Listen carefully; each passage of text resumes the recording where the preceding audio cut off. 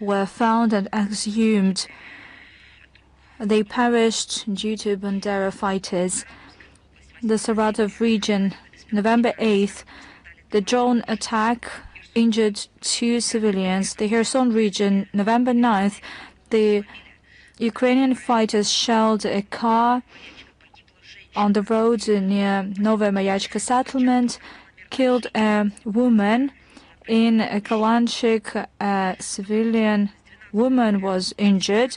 Zaporozhye region, on the 12th of November, Ukrainian armed forces made an artillery shelling and used drones against residential areas in various settlements, killing a woman.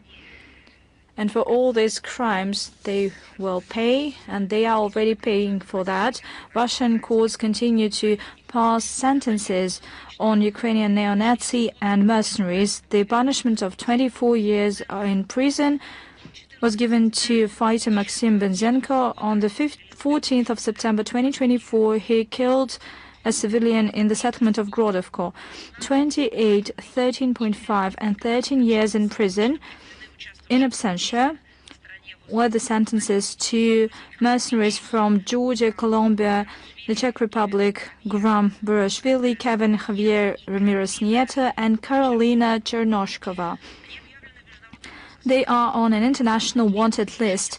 The 13 years in prison were given to 2 fighters from Colombia, Jose Aron Medina Aranda and Alexander Ante.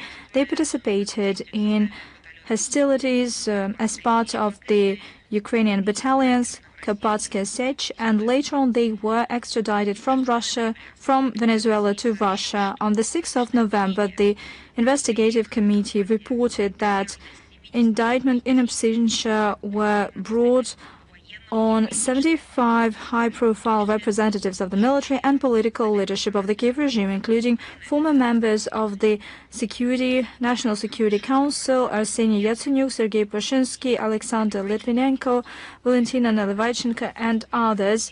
As part of these criminal investigations, over 132,000 people were found victims, including over 24,000 minors. And moving on to their mentors, reportedly the Kiev clique, although there is an official ban that was lifted for the foreign trips for people aged 18 to 22, the Kiev clique is ready to take any steps, including information campaigns, to get these people back. And to this end, the Kiev regime tried to play on the sentiments among the Europeans, well, not to cancel, but at least to decrease significantly the benefits and preferences for Ukrainians in Europe. They plan to focus on shutting down the temporary protection programs and projects related with Ukrainian immigrants, promoting EU initiatives to bring them back home. They also intend to use their signature methods, provocations, delation, and discreditation, including the imitation of a negative perception of Ukrainians by the citizens of the EU. What does it tell us? Zelensky needs to kill even more citizens of Ukraine, and it is clear to everyone already, one of his tasks, besides redistributing enormous amount of money, and besides these shenanigans with weapons, he also intends to destroy the citizens of Ukraine, the citizens of this region.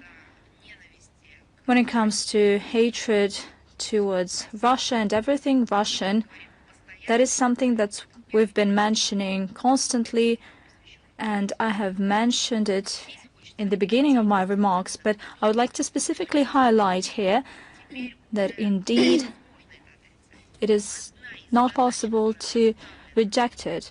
One of the goals set by this aggressive West, or say the global minority, namely the liberal Western regimes, one of their tasks that Zelensky faces is to destroy the population of Ukraine. There is no other way to explain it and to decipher it.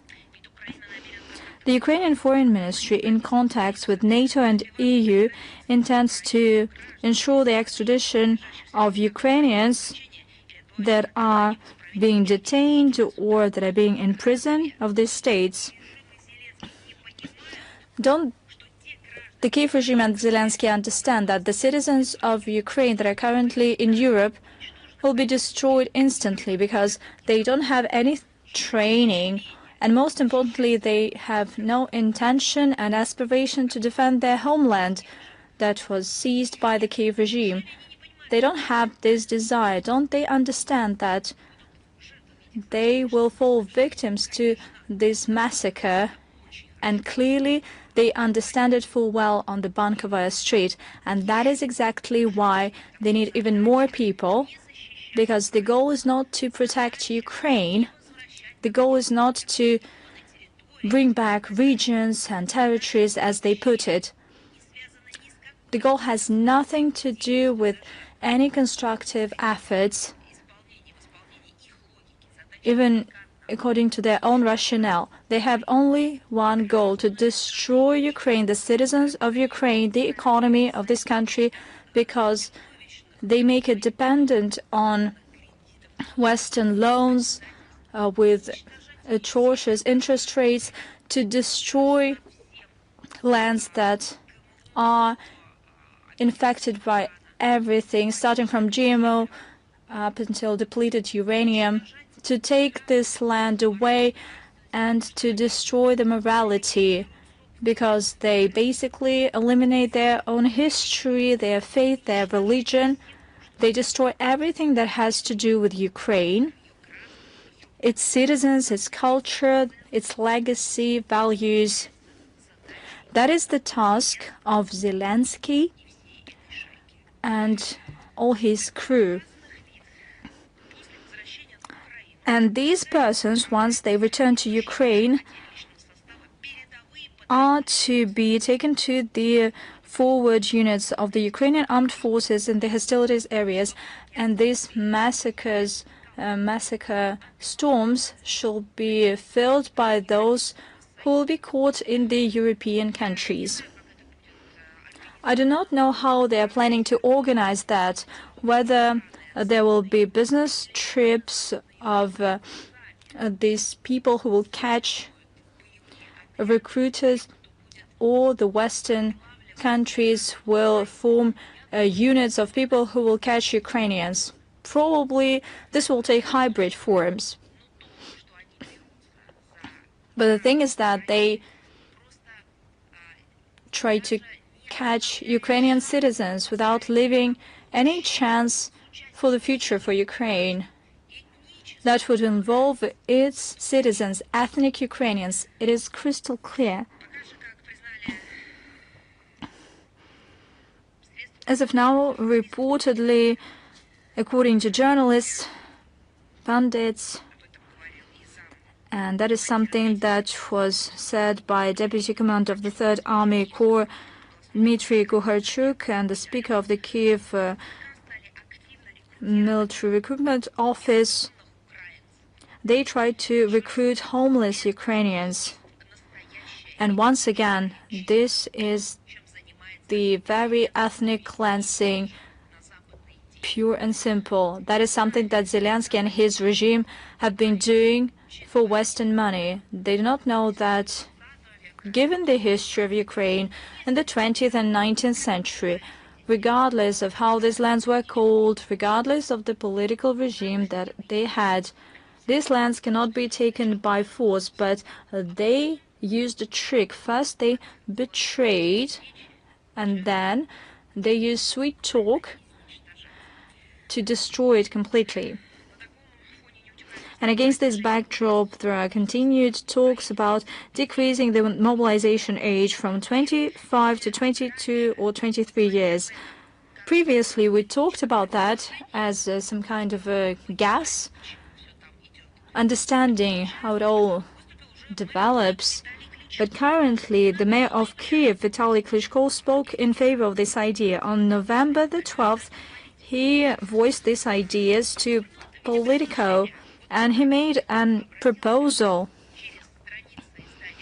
And using the Western publication, he addressed the West. They are ready to do everything to destroy the last Ukrainian and to use all means at their disposal just for the West to keep on funneling weapons and money, naturally. Why do they need that?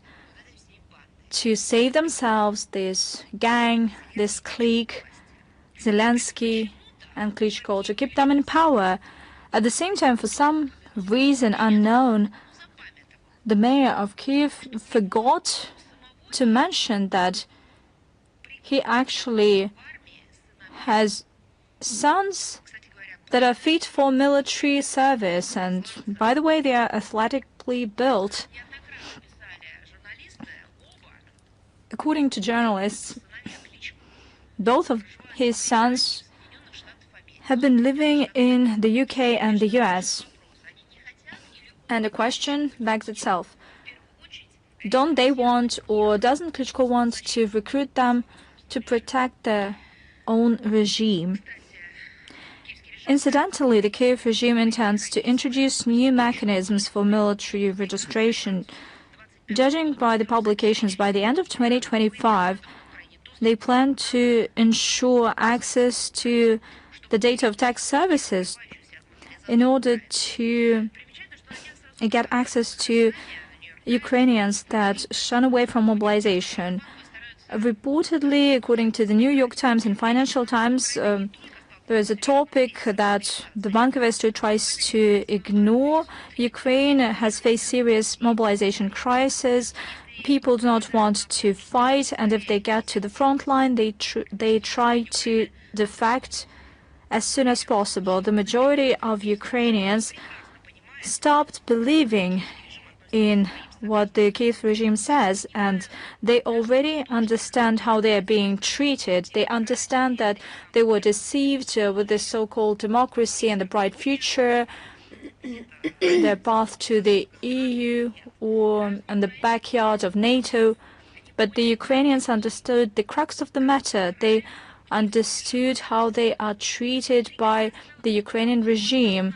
They have long understood that the EU and NATO are chimeras, and Zelensky needs it just to have this anti-blather. The citizens of Ukraine understood the main thing. They are being targeted by Zelensky. They will be destroyed too. It is not about some lofty ideals or some remote prospects. It's about their lives, here and now. The future and the lives of their children. The children is something that Zelensky cares about. Once he comes to the West to beg for money, the whole world has seen that he fills in pockets with this money. But the children of rank-and-file Ukrainian citizens that are living in the territory of Ukraine, their future, their health, and their prosperity, well, that is something that Zelensky doesn't care at all. He has a different goal in mind. It is cannon fodder for them and for him, an expendable material. Everybody saw that for the dictatorship of Zelensky, Ukrainians are just slaves without rights. They can be sacrificed to keep himself in power. For this atrocious mechanism of the global, murderous, corrupt machine, as Viktor Orban has rightly put it. For this mechanism to keep on working, they are ready to destroy every Ukrainian. And here, Ukrainian diplomat Kislitsa made a publication in a Western newspaper On November the 11th, we're talking about First Deputy Foreign Minister of Ukraine.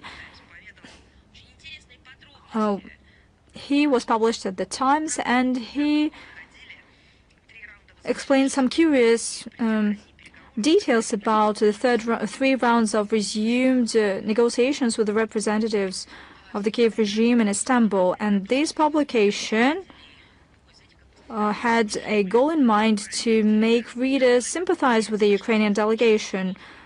It turns out that the Ukrainian delegation had a hard time under the psychological pressure of Russians.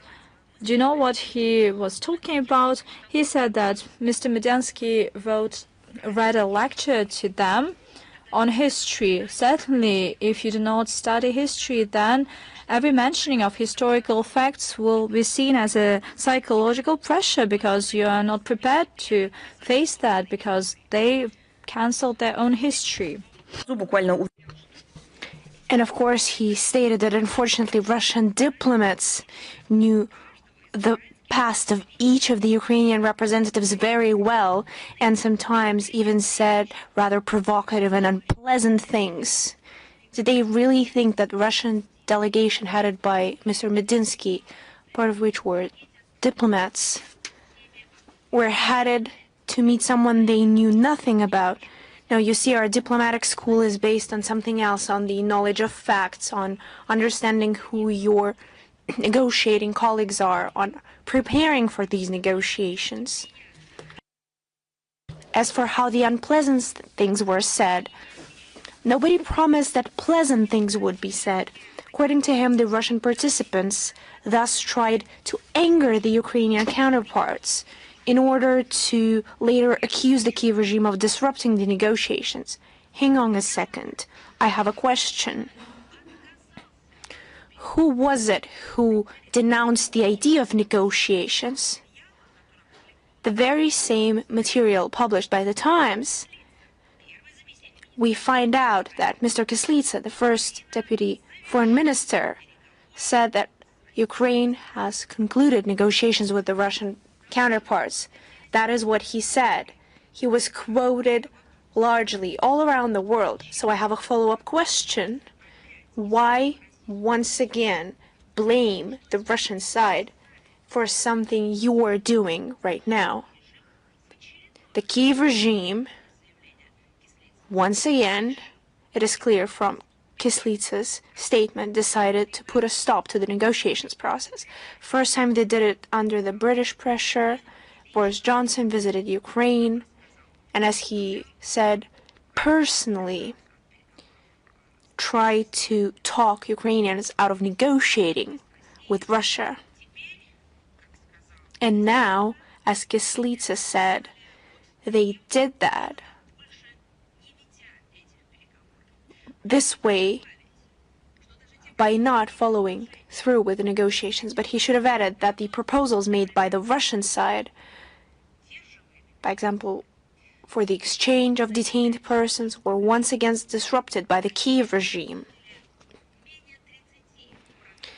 They've perhaps carried out less than 30% of what was agreed upon. It is clear that Kyslytsya has become so imbued with Kiev's pseudo-historical speculations about Ukraine's secret origins that he's now unable to distinguish truth from falsehood. But truth, as they say, hurts. Even more absurd are his fabrications about the alleged repeated disregard by Russian representatives of any attempts to talk about the substance.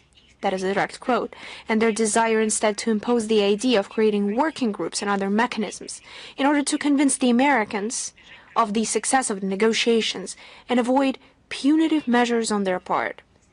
So according to the Ministry of Foreign Affairs of Ukraine, creation of working groups and other mechanisms was necessary to just simulate the process. I believe that is definitely something psychiatrists should take a look at, because any time the Russian side arrived to the negotiations with Ukraine brought clear proposals, and these definite proposals were carried out as long as Ukrainian side did not stand in the way. What was it exactly there that was fabricated or not working? Those were concrete proposals that were carried out. It was precisely the lack of tangible progress in the negotiations that Kislitsa cited as the reason for their termination by Kiev before the end of the year. So who was it who hadn't carried out the agreements, who hadn't implemented the agreements reached during the negotiations? That was not even the delegation, but the Ukrainian side and the Kiev regime, and I've given you some facts. This can only be described as absurd. Such statements once again confirm the lack of interest on Zelensky's part in a peaceful settlement, instead of responding to specific proposals from the Russian side regarding the organization of further negotiations and continuing the dialogue. Kiev opted to blame Russia for everything in the hope of tightening Western sanctions against our country. But I believe this article misses the point of admittal of Kislitsa that they're no longer intent on continuing the negotiations. But against the backdrop of it's not even a large-scale corruption crisis that is unfolding, but it's another corruption hotspot that is reopening in Ukraine. The West is raising more and more questions about the Zelensky regime. I would like to remind you that when the negotiations took place this July, just recall what Zelensky stated. He continuously degraded representatives of the Russian delegation. That is in regards for who exactly is exerting psychological pressure on whom. Do you remember how Zelensky stated that the Russian delegation is not of the appropriate level, that the wrong experts have shown up, and that there's no reason trying to talk to them? But also, do you remember what he said and what the Western mentors who operated backstage of these negotiations, together with the Ukrainian delegations, constantly supervising and trying to speak in their place? Do you remember what they demanded? They demanded the end to hostilities because it disrupts the negotiation process. And today, we see how it is the Ukrainian side who folded the negotiations, thus showing that they had no initial desire to hold these negotiations. It was a desire under the guise or under the pretense of negotiations to gain some extra time, to save their positions, to change their locations, to ask for more weapons, so on and so forth. So the article prepared by the Times based on the interview of Kislitsa is further proof of that. And of course, we see the continuation of absolute madness that has to do with Ukrainian history under the pretext of decommunization, but now they're calling it the fight of Russian imperialism. They continue to mock their own history, this structure that is the Ukrainian Institute of National Remembrance. They're behind this program, and recently they passed a resolution recognizing the Romanov dynasty and the outstanding Russian scientist Mikhail Vasilyevich Lomonosov as, you know what, direct quote, symbols of Russian imperialism. I don't know what they put behind that phrasing, perhaps education, science, and culture. Perhaps they're trying to mock that as a whole. But now, according to current legislation, local authorities must decommunize cultural heritage sites and geographical names associated with the royal family and the world-famous academician, scientist Lomonosov. Just think about it. Just listen to the absurdity of what is taking place. objects of decommunization in Ukraine are names associated with the royal family. I would like to just remind you that the communists were the ones fighting the royal family. So it was communists who tried to take down and replace any names that had any connection with the Romanovs, with Tars. So what is taking place in Ukraine? Two contradictory, fully canceling each other out processes. Decommunization on the one hand, and the fight against the Romanovs on the other hand. It is impossible to believe that they're truly saying it out loud, but it is a fact. Any mention in public spaces of Romanovs or Lomonosov is now prohibited. Can you imagine? The media reports that a certain public organization called, just think about it, Decolonization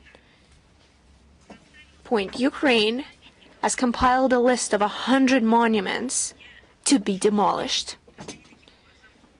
I'm sorry, are they thus admitting that Ukraine is a colony?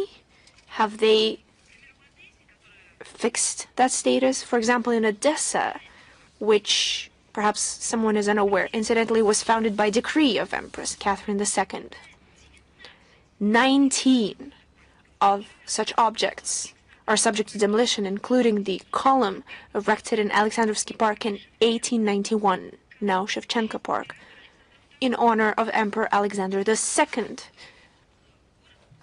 who visited Odessa in 1875 and planted the first tree of the future park. Can you imagine? So Alexander II pays Odessa a visit in 1875, opens a park there, plants the first tree, and then 150 years later, madmen come in who decide to announce the decommunization process, in lines of which they rename the park, calling it the Shevchenko Park, who has nothing to do with the park, and plan to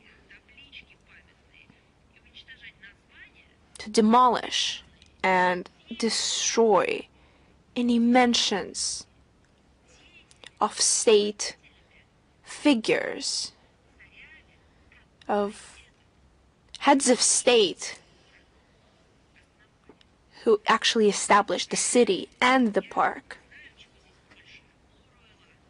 I don't know who added more to this, Orwell or Harwell or Platonov or Bulgakov, although I believe he's also prohibited in Ukraine. On social media, Ukrainazis are gloating over the impending destruction of the monument they hate so much, and they're now discussing ways to get rid of it. So those who created the city are now prohibited. What about the city itself?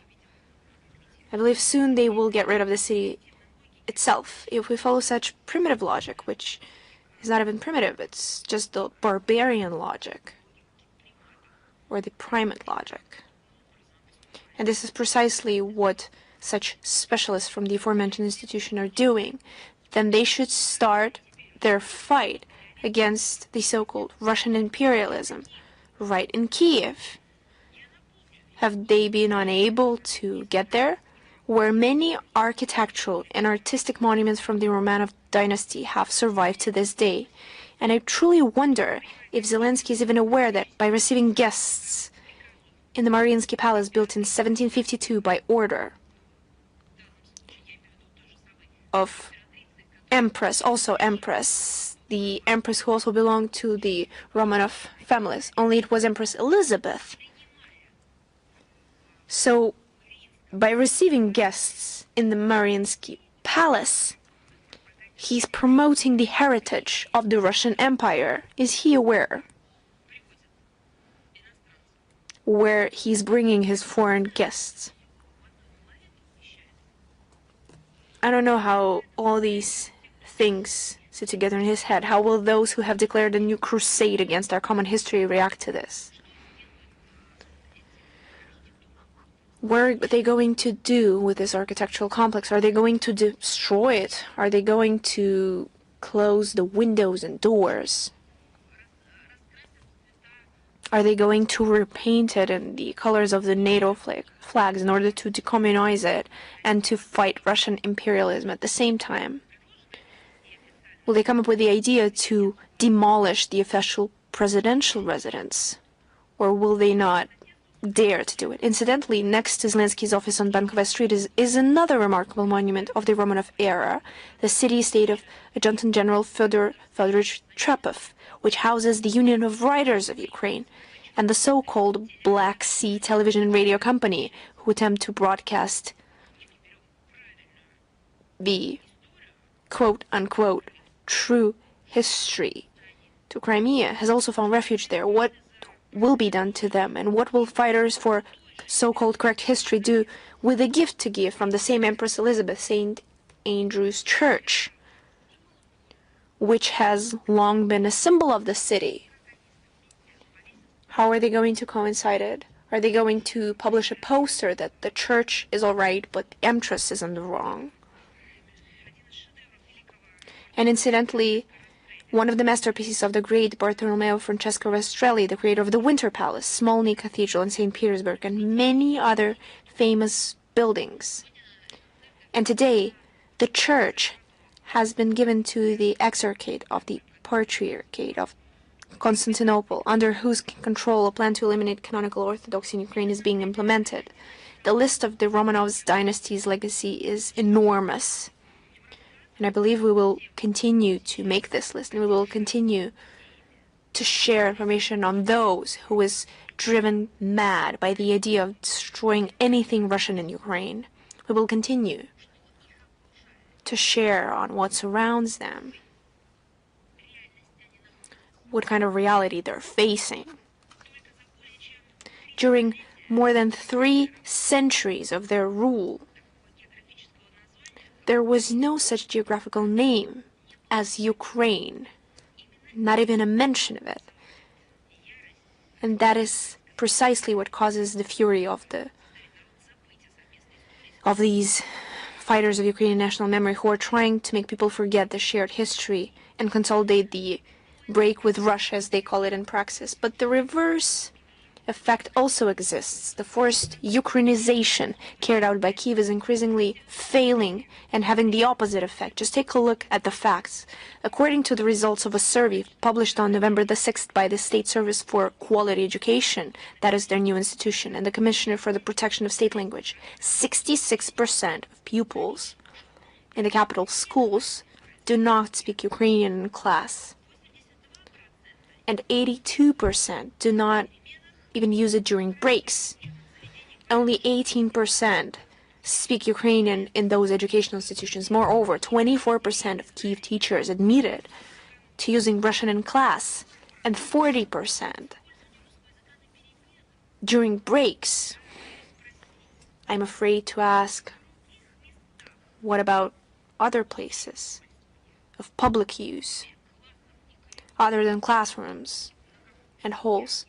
What language are they speaking? I hope that one day the so-called language ombudsman and these institutions and the Service of Quality Education will also host a survey on what language you used to think, and they will be very taken aback by the numbers. On average across the country, during breaks, 40% of students and 21% of teachers communicate in Russian, and overall, about 40% of school children in Ukraine continue to speak mainly Russian outside of class. At the same time, over the course of a year, the percentage of students who considered Ukrainian their native language decreased from 71% to 64%. And these institutions do not mention what's the reason behind all this, whether it's due to the fact that there are less students now that they're leaving, or because the methods that the Kyiv regime is using will not lead to anything productive, or because the forced Ukrainization will do nothing good, and because they should also take into account the international community standards worked out over centuries, and where Ukraine has put an official signature as well. And we've also paid attention to the words of the Verkhovna Rada deputy Anna Skorhod, who noted, his direct quote, the head of Verkhovna Rada, I have used Russian, will continue to use it, as will many of my friends. I do not see this as any kind of betrayal. There is no need to make Russian-speaking people, she added, second-class citizens. Banning the Russian language is a huge mistake. End of quote. You see, actually, they need to quote their constitution more often until they have rewritten it once again. We have repeatedly said that the efforts of Kiev to forcefully change the language identity of Ukrainian citizens are in vain, despite all the bans and fines, persecutions, mockery. People do not want to forget the Russian language. They want to speak it, and this trend is so obvious nobody cannot hide it. All the facts that I've mentioned certainly prove that the tasks to denazify and demilitarize Ukraine are relevant, the tasks to eliminate threats stemming from its territory, and all these tasks will be implemented, as repeatedly was mentioned by the leadership of Russia. The mentors of Ukraine just cannot get enough, and recently, on the 12th of November, there was a G7 session.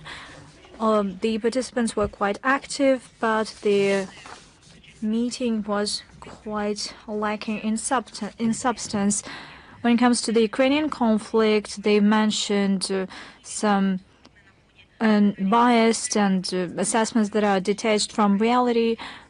There are hypocritical calls to respect human rights. They are cynical and absurd, and the claims on the so-called Russian aggression are deliberate, misleading information. Russia has been consistently advocating for a peaceful conflict settlement, and the conditions for that are demilitarization and denazification of Ukraine. The actions of the Kiev regime, with the active instigation by the West, including from the G7, back in the day, undermined the implementation of the Minsk agreements and led to the escalation. Let me remind you that the Brits, that are part of G7, manually destroyed the negotiating process in 2022. And the idea of announcing a ceasefire without clear agreements on a comprehensive peaceful settlement are baseless. They open the path for funneling Ukraine with weapons, resuming military pressure against our territories, and further destabilization. And the Kiev regime has recently stated that it has halted all negotiations with Russia. It is noteworthy that at this shindig, the officials from Ottawa, at the closing of their presidency, announced new anti-Russian sanctions, including on energy and entities that have to do with the development of drone technologies and cybersecurity. Basically, they were imposed and entered into effect a week prior to that, on November 6th. By the look of it, the Canadian authorities didn't find another way to attract the attention to this large-scale international event, but to show their allegiance to the Russophobic cause started in 2014. Former Prime Minister Justin Trudeau and the granddaughter of Hitler henchman Christopher Friedland did not put the final nail in the coffin of Russia-Canada relations, but the current Prime Minister, Mark Carney, might as well do that. We retain the right to a response, and definitely these measures will be taken in the near future. We'll brief you on that. And another anti-Russian something happened in Dublin. On November 5th, there was a conference with the obnoxious name Security and Democracy in Europe in the shadow, as they put it, in the shadow of Russia's war against Ukraine. And as it turns out, the Ukrainian side was the initiator of this event. First, Deputy Foreign Minister Kislitsa reiterated the notorious ideas regarding the Russian threat against Ireland and the whole enlightened West. He warned that they could be put on their knees because Moscow could use its all-penetrating hybrid toolbox. And he said that Ireland should revisit its traditional neutral status, and he simply put it as it is. This neutral status is an atavism, and they should get rid of it without any mercy. Probably he didn't think that he sets a bad example of getting rid of atavism, because in his particular case, getting rid of the signs of atavism means returning to the animal image. But actually, the humankind is moving in a different path, championing and defending everything human in itself. Kислitsa mentioned the example of Finland and Sweden. They got rid of the non-block statues that for centuries guaranteed peace and security to them, and now they have filled in the ranks of NATO vessels. They wait for the instructions from above in their barracks, and by the looks of it, the officials of the Zelensky regime want Ireland to have this fate, at least to push it by all means to do that, as if Ireland cannot sort itself out without the example of others. That is why Kислitsa and his team, although he is a guest in Ireland, deemed that he is entitled to interfere into this delicate matter and to impose his only right opinion.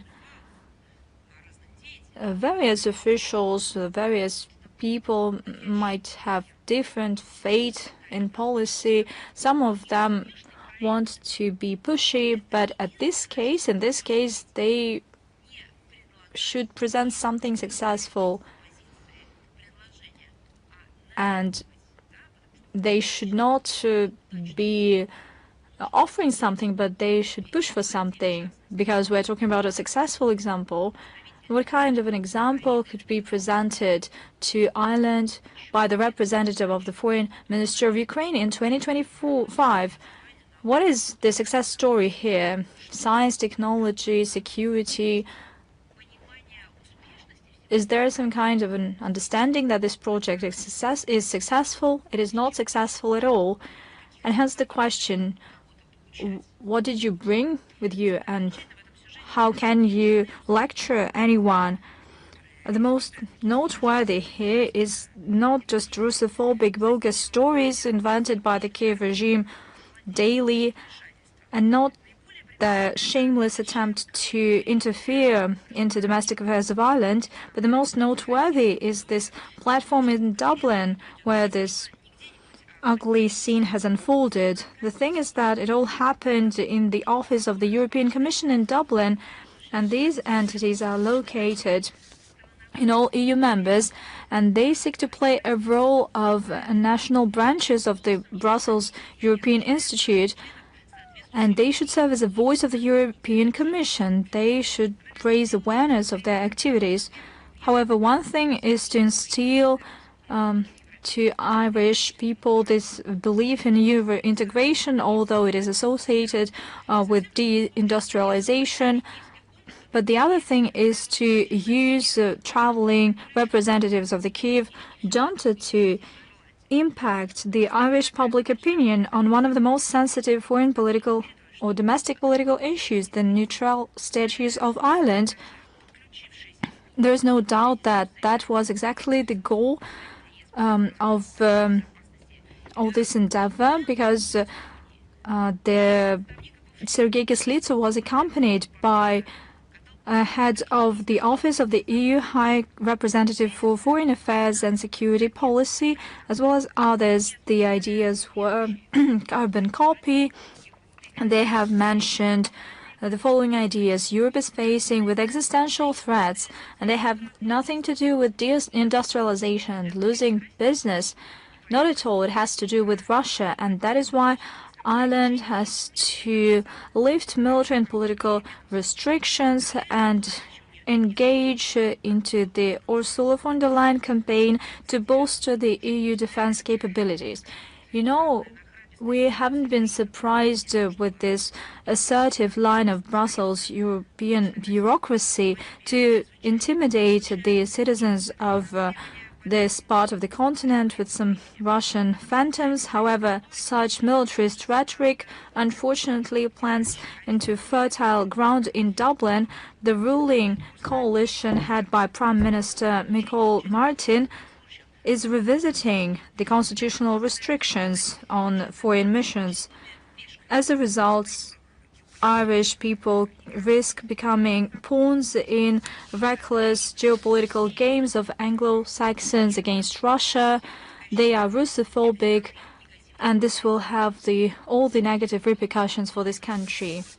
There were a lot of questions asking to comment on the decision taken by the Moldovan government to denounce 7 agreements within the CIS.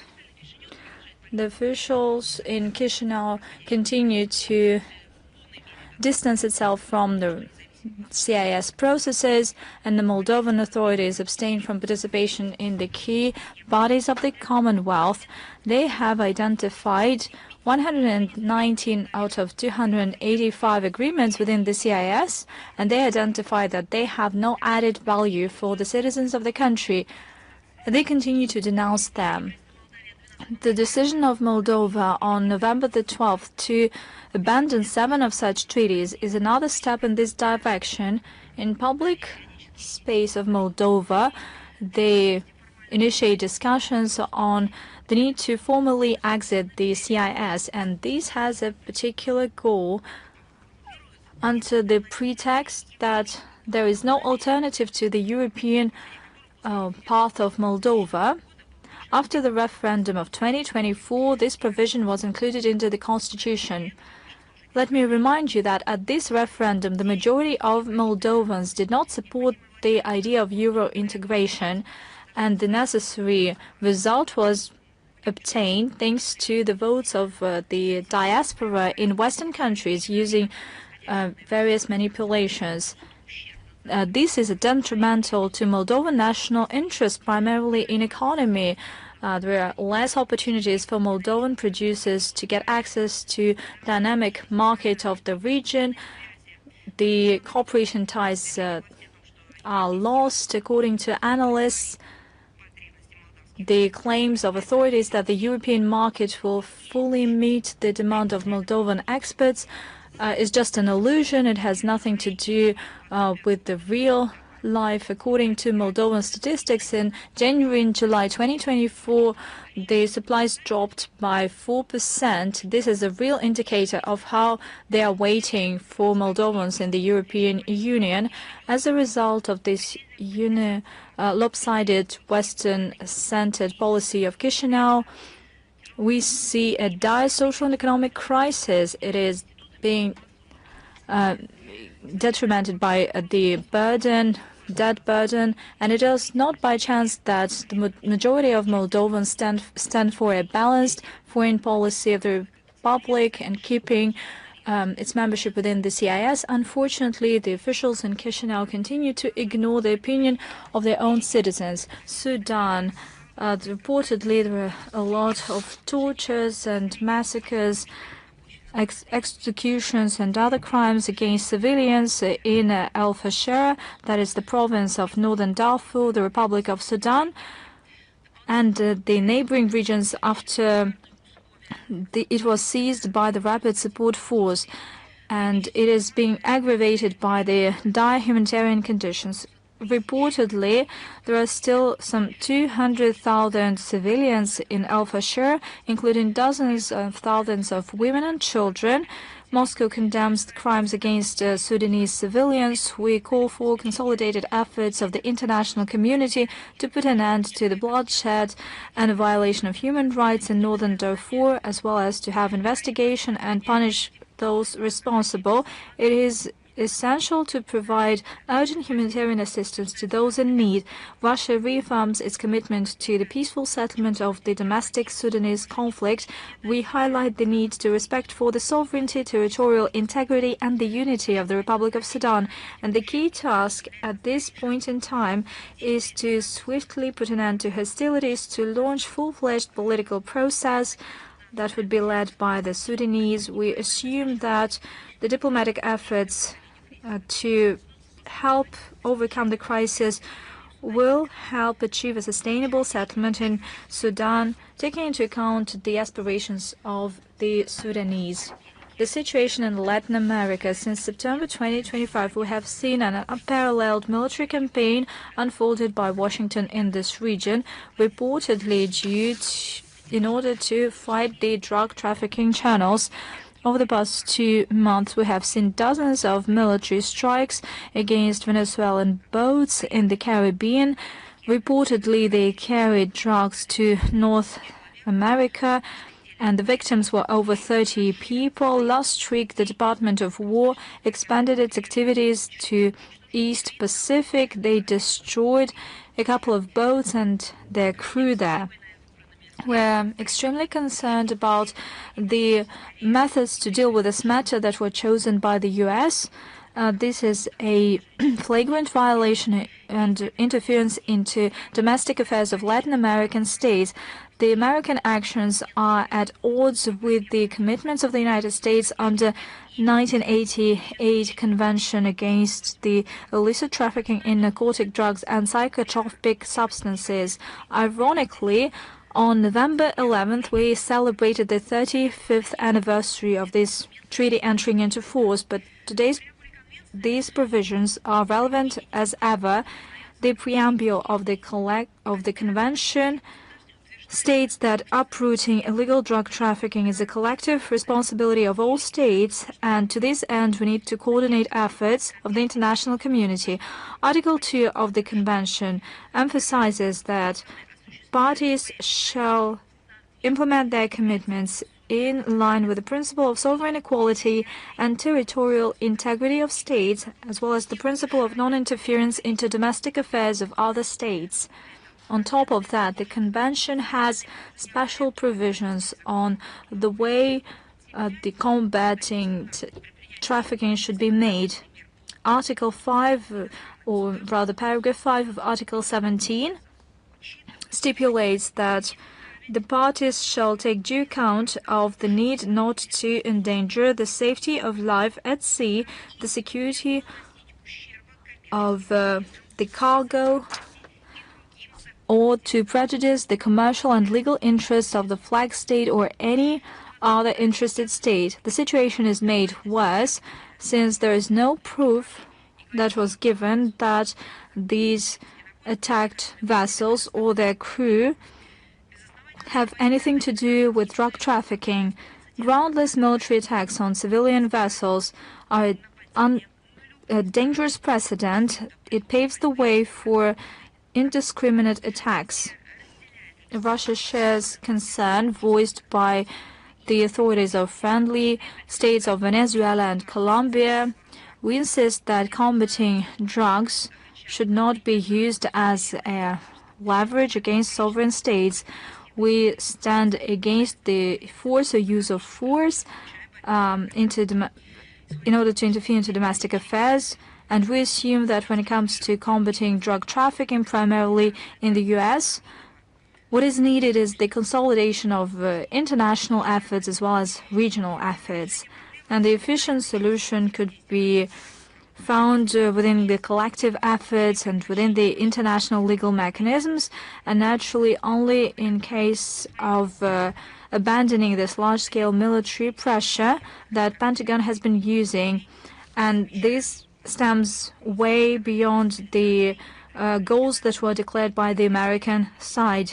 This undermines the sovereignty of Venezuela. We hope that the international community will give their relevant assessment to these steps in order to prevent a disastrous scenario that could destroy the international legal system for drug control.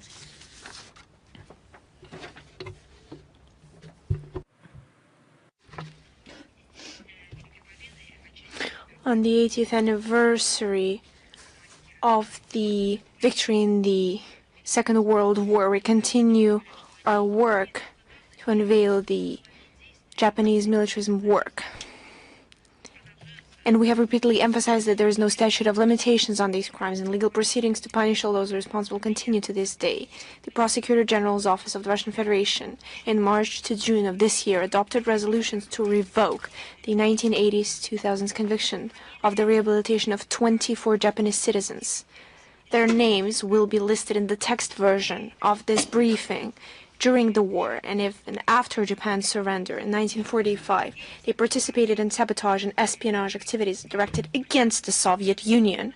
Following a review of the court decisions in the cassation and supervisory instances, it was established that those individuals are not eligible for rehabilitation and their guilt has been fully proven. Another subject. During our weekly briefing, we often mentioned crimes of French colonialism in different regions of the world. I would like to remind you that the Russian Foreign Ministry's website has a special section dedicated to Paris's historical and international legal responsibility for crimes committed during the colonial and post-colonial periods, which is regularly updated. And today, we want to recall another sad page in history, France's mine terror against the civilian population of Algeria during the national liberation struggle, and the kind of help that the Soviet Union provided free of charge in demining the territory of this North African country. Let me remind you of the facts. Allegedly, in order to prevent arms supplies from Tunisia and Morocco during the Algerian War of Independence, which lasted from 1954 to 1962, France laid millions of mines along the eastern and western borders of Algeria. As a result, 3 million Algerians living in border areas were forced to leave their homes. Since then, more than 7,500 civilians have fallen victim to mines in Algeria, despite the fact that more than 62,000 hectares of land have been cleared and nearly 9 million mines have been defused. Even today, in 2025, there are still reports of civilians being blown up by them. Even 60 years after the end of hostilities, anti-personnel mines remain one of Algeria's greatest humanitarian disasters. In September 1962, the Algerian leadership appealed to Moscow, asking for assistance in destroying minefields. The Soviet government agreed to do so, free of charge, unlike Western countries, who charged Algeria hundreds of millions of dollars for this service. Soviet specialists carried out extremely difficult, dangerous work in conditions that were unfamiliar. They were hard to understand. They were very non-traditional for people. And the last Soviet sappers, I'd like to recall, left Algeria in June 1965. During that time, they defused about 1.5 million. Just think about it. They have defused about 1.5 million mines. 1.5 million. We're not talking about thousands or hundreds of thousands. 1.5 million mines were defused by Soviet specialists. They cleared more than 700 kilometers of minefields and cleared 120,000 hectares of land. The Algerian people remember this truly titanic work and regard it as a manifestation of the highest humanity and genuine brotherhood. On November 3rd to 7th this year, Algeria was visited by a living participant in this feat of Soviet soldiers, 97-year-old military engineer Andrei Yakovlevich Pavlenko. He took personal part in the mission of Soviet sappers on November 4th this year. He was received by the President of the People's Democratic Republic of Algeria. Earlier the Algerian head of state awarded Mr. Pavlenka the highest Algerian state award, the National Order of Merit. And on November 5th this year, a solemn ceremony was held in the vicinity of El Kala to unveil a monument to Soviet sappers. I would like to take this opportunity to thank our Algerian friends for the hospitality and warm welcome given to our compatriot, our citizen. We appreciate the attention and respect shown by the official Algeria, who have not forgotten our country's significant contribution to the decolonization of Africa, as well as the establishment of Algerian statehood and the assurance of its security and sovereignty.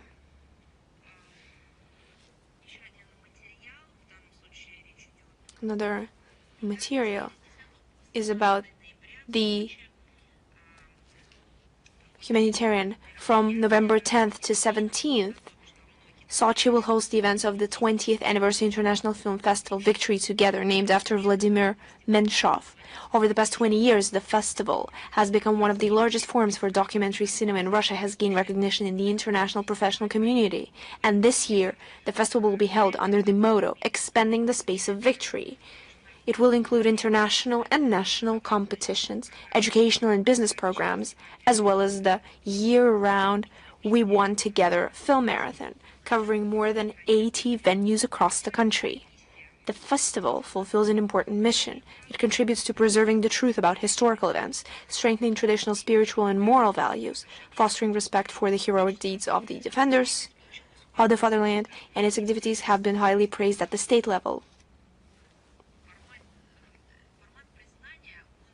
And the format of the recognition is all-comprehensive. This festival is dearly beloved by the citizens of our country. It's well known across the world, and it is supported on all levels. And they're doing it with a lot of interest because it's so loved. And I don't even want to say remembered, whether it is present or past tense. It is known and loved. And Vladimir Menshov is very well known and loved. And in a greeting from Russian President Vladimir Putin that was sent to the festival in 2022, it was noted that it is, direct quote, one of the most representative and authoritative forums in the field of documentary cinema. The jury and the organizing committee pay special attention to films dedicated to the heroes of contemporary events, participants in special military operations, those who are conducting information battle on their own front lines. And the Together We Won Festival largely reflects the priority of the Russian Federation's foreign policy, strengthening humanitarian cooperation, protecting historical truth, developing public diplomacy, expanding international cultural interaction. Its activities contribute to supporting an objective perception of Russia as a country open to creative dialogue between cultures. And this year, film industry professionals from 53 countries submitted applications to participate in the festival, and representatives from 42 countries were selected to participate. All the materials and links to this forum and the resources will obviously be provided in the text version of today's briefing.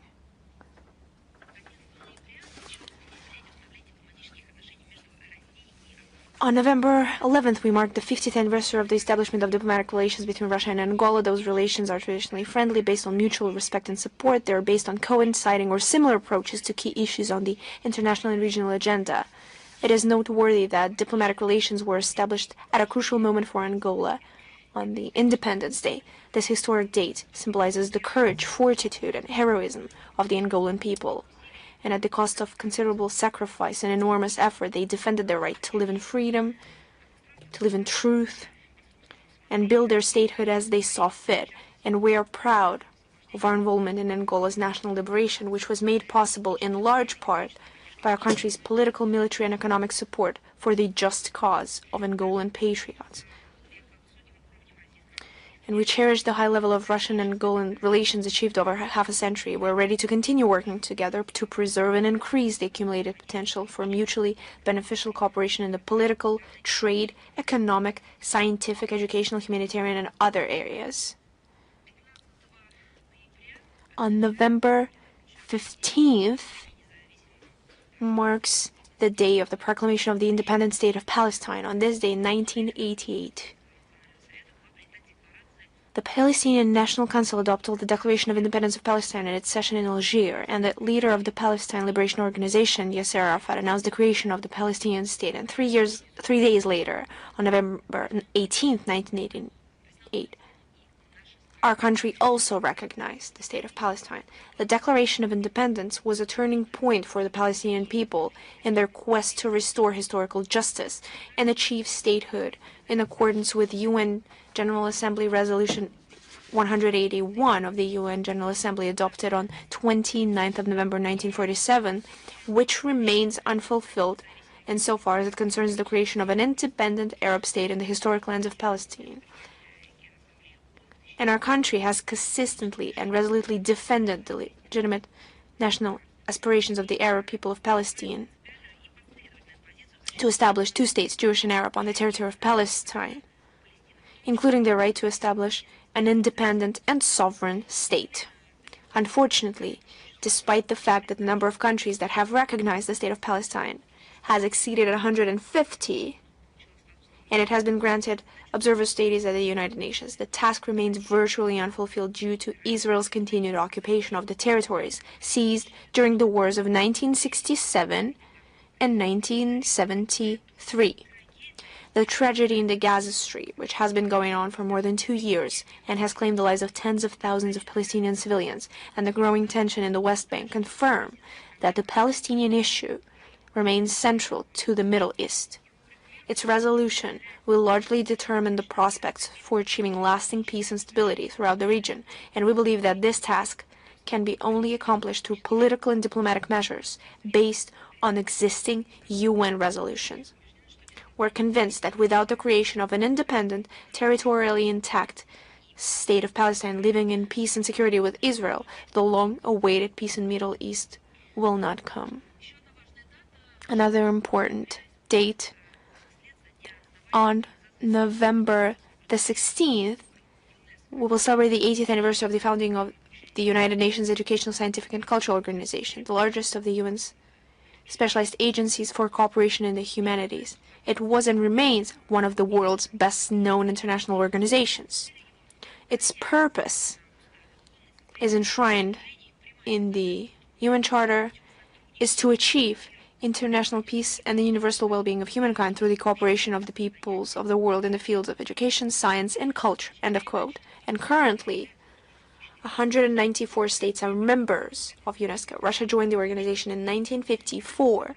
UNESCO cooperates with governments in developing international standards and legal acts that respond to the most serious challenges of our time, should respond to these challenges. But due to the actions of the collective West, these approaches are distorted more often than not, and over the years it has developed about 20 conventions, from the Convention for the Protection of Cultural Property in the Event of Armed Conflict, 1954, to the Global Convention on the Recognition of Qualifications Relating to Higher Education. This is very recent, 2023, as well as more than 30 recommendations. Russian experts have made a significant contribution to the preparation of new recommendations on the ethics of artificial intelligence in 2023 and the ethics of neurotechnology 2025. The latter was recently adopted in Samarkand at the 43rd session of the UNESCO General Conference. The Convention concerning the protection of the world cultural and natural heritage, which has been ratified by 195 countries, is very popular. The list created on its basis currently includes 1,248 sites, 34 of which are in Russia. Thanks to UNESCO's Man in the Biosphere program, the number of biosphere reserves in the world is increasing every year. As of today, there are now 784 of them, 49 in Russia. The number of UNESCO geoparks is also growing. 229. Russia has actively joined the program. We have opened the first UNESCO-sponsored geopark in the CIS, Yangantau, in the Republic of Bashkortostan, under the Convention for the Safeguarding of the Intangible Cultural Heritage. A register of masterpieces of world significance is being compiled, which already includes 788 items, including 2 Russian ones. An integral part of cooperation between member states within the organization is participation in its educational networks. UNESCO Associated Schools and Chairs, UNESCO UNIVOC Centers for Technical and Vocational Education and Training, learning sites Russian Federation is well represented in these networks: 253 associated schools, 58 UNESCO chairs, and 3 UNIVOC centers. Strengthening cooperation with UNESCO as a globally recognized and authoritative intellectual forum and an effective instrument for international cooperation is extremely important from the point of view of both domestic and foreign policy tasks facing our country.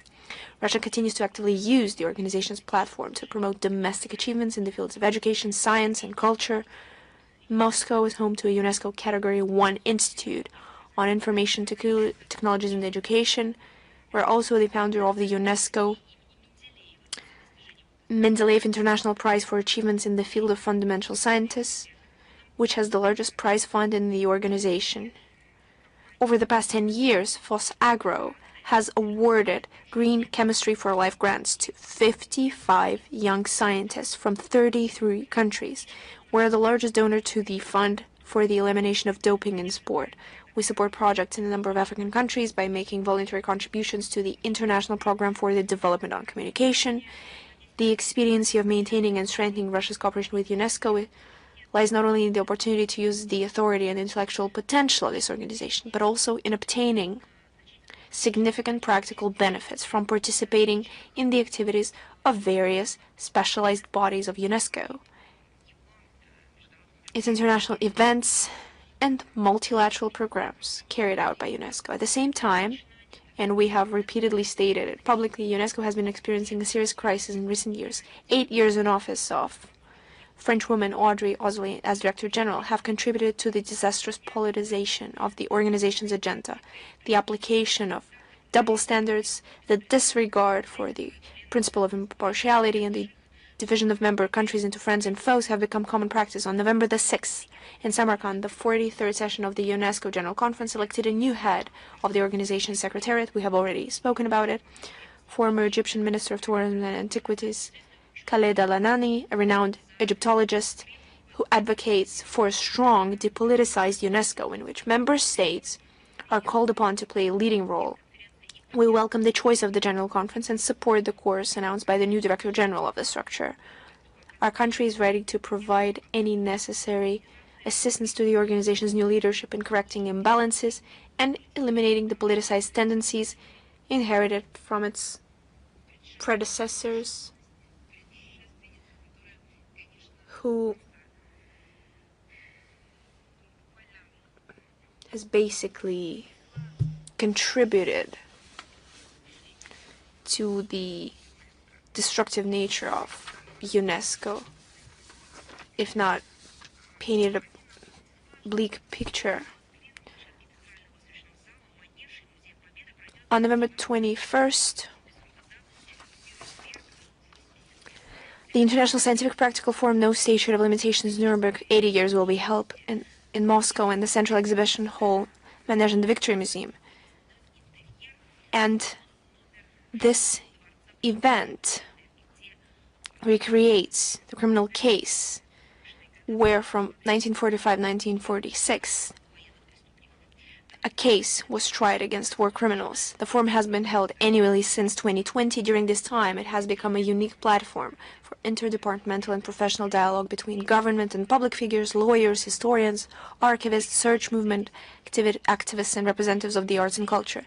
It is highly symbolic that this year's event will take place on the eve of the 80th anniversary on the start of the Nuremberg trials, 20th of November, an event that marked an important milestone in the condemnation of Nazi ideology and the establishment of responsibility for crimes against peace and humanity, as well as the restoration of international law for Russian society in the current circumstances.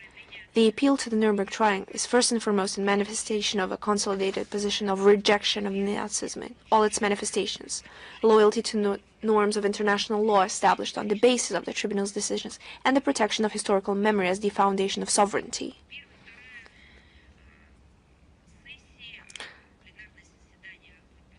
The plenary session will consist of 3 sessions, the first and second of which will be devoted to a contemporary interpretation of the principles and values of the Nuremberg trial through the preservation of historical memory as well as media coverage of the historical and legal parallels between past and present. The third session, an expert session, addresses the history and current issues surrounding the International Military Tribunal, the need to further study and scientific analysis in the context of contemporary challenges.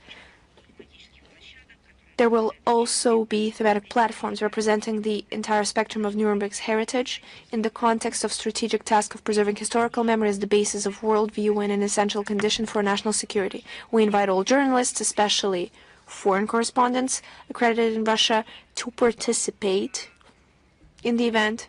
Why it is especially important to invite foreign correspondents is because everyone else has already been invited by the organizers, and we specialize in foreign correspondence. So that is why I address you specifically. And we will be sure to repeat any information and links in the text version of today's briefing. Please participate in covering the event. This is the world history. This is the history of international law. And I believe that you will not regret it. Another announcement: on the 21st of November, the State Historical Museum will have a gala opening of the exhibition Custodian of Ambassadors' Affairs, and the post-stamp cancellation ceremony dedicated to the 400th anniversary of the head of ambassadors Malorossa and Aptekar Prikaz of the 17th century, Artemon Matveyev. The event is taking place upon Foreign Ministry's initiative within the efforts together with Russian Military and Historical Society, and it is contributed by the Cultural Ministry, Rosarchive. And let me remind you that Artemon Matveyev is a diplomat, military commander, and enlightener. He played an important role in strengthening the Russian state and returning Malorossia. He is an ally of Tsar Alexei Romanov, the father of Peter the Great. He made a contribution to the development of Russian theater and the development of pharmacy. The exhibition will have unique items of the 17th century, including Tsarsky Titularnik of 1672. It is also well known as the Big State book with portraits of Russian Tsars. It was developed personally by Matveyev. The event will be attended by the leadership of our ministry, the public, the statesmen, and so on, and we will definitely provide the link to this event in the text of our briefing. With that, I'm ready to take your questions. International Life, are you here with us? Hello, Madam Zakharova. Yes, hello. On the 11th of November, Iraq had parliamentary elections. What's your take on that?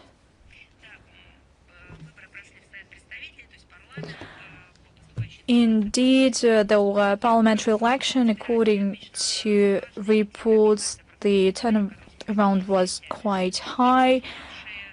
The organization was quite high, and this is an important event that helps develop the political life of the state and strengthen the role of Iraq in global and domestic affairs, and we seek to continue versatile interaction with our partners from Iraq. Thank you so much. Thank you. RIA Novosti. Hello, Madam Zakharova. Christina Rodriguez, RIA Novosti. I would like to ask you to comment on the situation around the interview of Minister Lavrov with Italian newspaper Corriere della Sera. We see the response of the Foreign Ministry. We see the feedback from the Italian news agencies. What's the outcome? I believe that it's not the end of the story, it's the beginning of the discussion. And this discussion needs to be launched primarily in the Western community, in the Western society. It showed a harsh censorship that exists in Western media outlets. Open, direct censorship that is not concealed. As I can see it, it is encouraged even. The other thing is that the censorship is taking place not because of journalists, because the journalists from Corriere della Sera were shocked that this interview was not published. They wanted to publish it. It was interesting for them. They made questions. They sent it to us. They were ready to work on the text. However, they faced a situation that was unparalleled.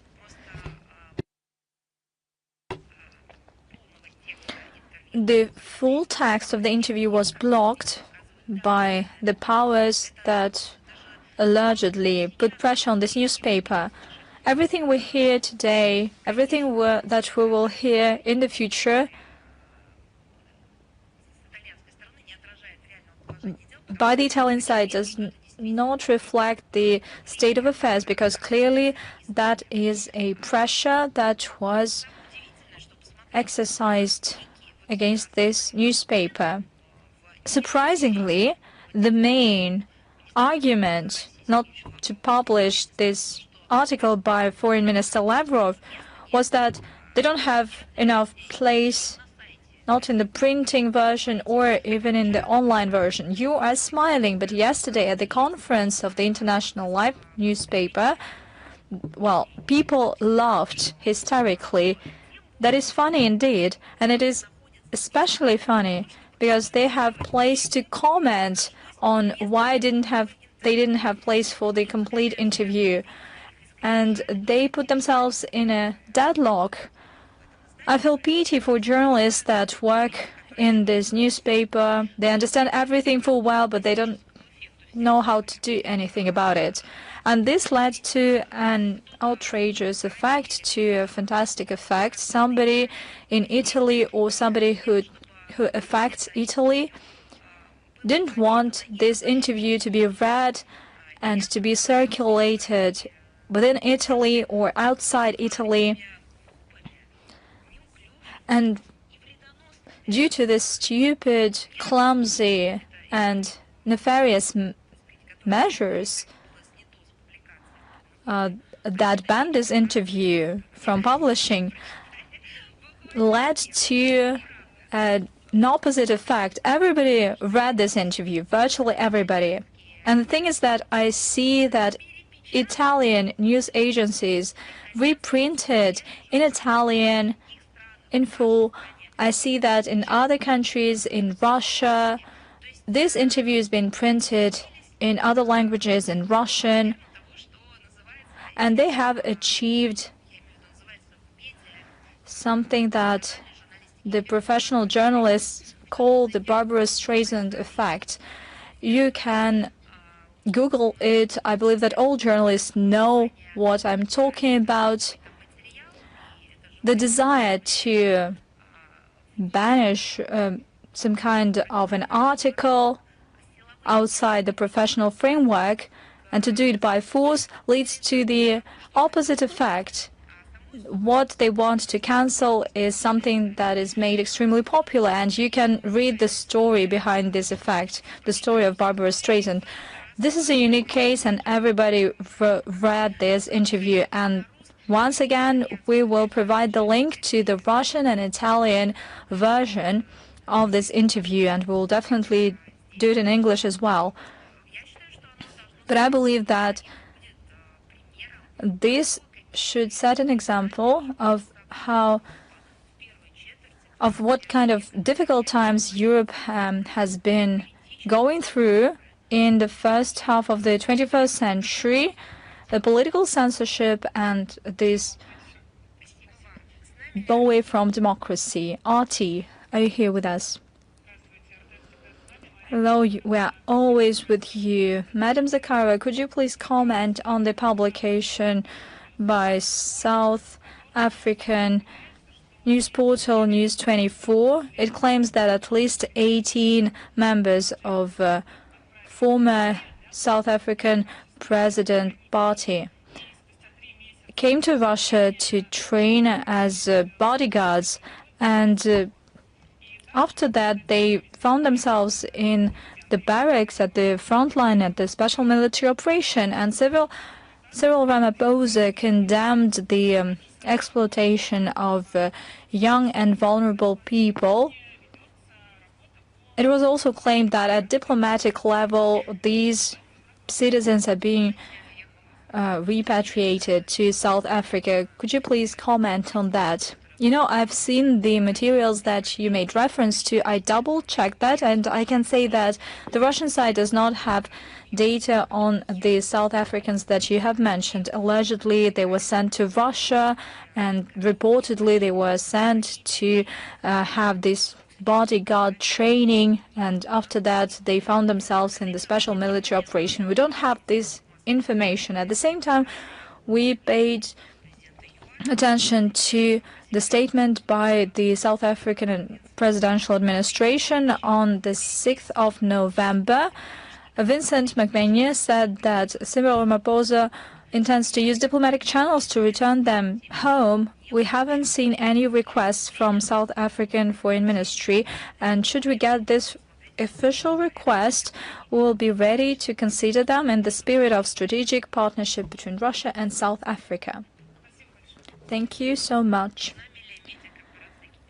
Chinese Media Corporation, are you here with us? Hello, we have two questions. The SCO Council of Heads of Government will soon take place in Moscow. Could you please talk about your priorities? What kind of contribution will be made by the session in promoting a global justice and more equitable international system? We'll get back to that matter. As I've mentioned, there were a lot of questions at the session of the SCO Heads of Government will take place in Moscow on the 17th and 18th of Moscow in a couple of days' time. This will be the pinnacle of the Russian chairship in 2024-2025 at the Shanghai Cooperation Organization Council of Heads of Government. It's sought to give a new momentum to cultural, technological, and educational dimension of this cooperation. The steps were closely coordinated with all the member states, including with the Chinese side. The session will be attended by heads of government, by high-ranking officials and of SCO countries, dialogue partners, as well as international organizations. The agenda includes discussing global trends in global economy, strengthening humanitarian and economic dimension given the upgrading of the activities of the SCO. Taking into account the SCO summit in Tianjin, the coordinated assessments of SCO member states of the current state of affairs and practical approaches to addressing the tasks at hand will be reflected in the joint communique and the statement on economic situation in the world and within the SCO space. A number of projects have to do with specific tracks of interaction as well as financial and organizational aspects of the group functioning. Today, on the 14th of November, Moscow opened the session of the National Coordinators Council. The SCO documents, including the Tianjin Declaration, highlights the commitment of member states to shaping a more just multiple world order building upon the primacy of the international law. The SCO also consistently stands for improving the system of global governance, reforming the international financial architecture with a view to increasing the role of developing countries. Also, once again, let me reiterate, I cannot say that these are developing countries because of their economic indicators and their commitment to have this cooperation on an equal footing. I'm positive that all these positions will be reaffirmed following the session of the Council of Heads of Government. Thank you so much. The second question, Brazil hosts the COP30 conference on climate change, and for the first time ever, the U.S. has not sent a high-ranking official to this conference. What's your take on that, and what is the role of the Global South, including China, that stick to their commitments, and how do they advance the green development in the current context? I believe that you should ask this question to them. And when it comes to our position regarding the U.S.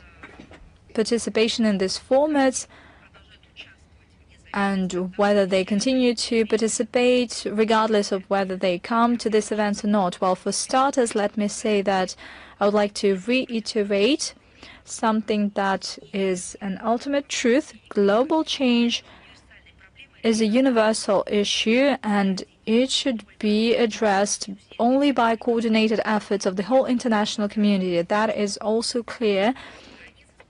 You can have as many borders and as many quotas on the airspace, but nevertheless, they do not hear us, and we should perceive it in a comprehensive way, and we should face these comprehensive tasks. And in this context, non-participation by the U.S. in the COP30 does not benefit the convention. The White House refused to implement the national measures to restrict emissions, and this will make the global efforts under the Paris Agreement more difficult, because the U.S. is the top country when it comes to greenhouse gas emissions. We're talking about some 11% of the global emissions. Although the Americans withdrew, but formally this process will be completed on the 27th of January 2026, within a year after their notification. The Paris Agreement still is in effect because there are over 55 member states, and they account for over 55% of all greenhouse gas emissions. At the same time, Washington is also the party to the UN Framework Convention on Climate Change. This is the key international legal tool in this area, and they still have their basic commitments. The U.S. can participate in the negotiating process within the Framework Convention, including the auxiliary bodies that develop decisions to implement the Paris Agreements. As for the Global South, we see that they are interested in the global green agenda and in combating climate change and mitigating climate change. Basically, we see that China is gradually strengthening its leading positions in renewable energy. Emerging economies participate in the international cooperation on climate change, and it is essential in terms of access to financing and technologies that are necessary for their sustainable development. Having said that, we count on an active and responsible as well as efficient participation of a greater number of the international community members in our collective efforts to combat climate change. Thanks a lot. Thank you. Reuters, are you here with us? Madam Zakharova, good day. We have basically 3 questions to you and the same topic, Russia-US relations. I'd like to ask, at this point in time, are there any contacts between Russia and the U.S. at the level of foreign ministries? When might there be another telephone conversation between Minister Lavrov and State Secretary Rubio? And what is the take of the Russian Foreign Ministry on the current level of relations between Russia and the U.S.? Without any irony, I'd like to clarify, since Corriere della Sera has not published the interview, you still have probably read it, and if you read it, Foreign Minister Lavrov gave exhaustive replies to these questions. And when it comes to the state of Russia-US relations, we have inherited triggers and irritants from the previous administration. There are a lot of them. And once the current administration came to power, we saw the readiness that they were ready to resume a dialogue, and it is ongoing, although at not such a great pace.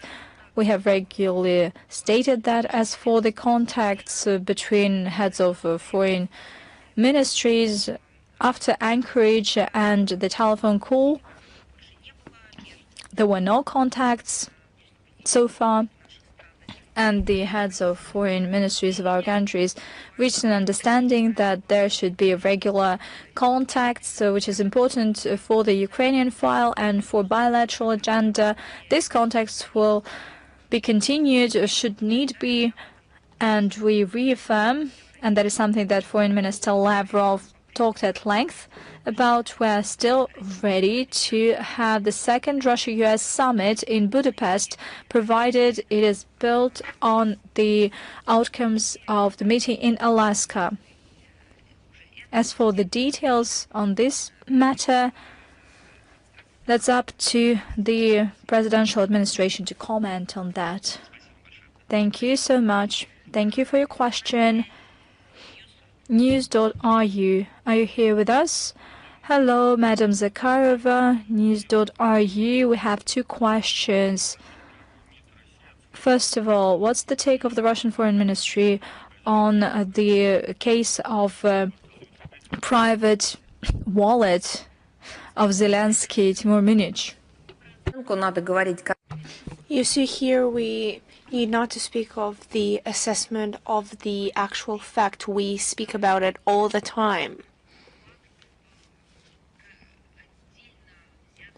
This is not a fact of a single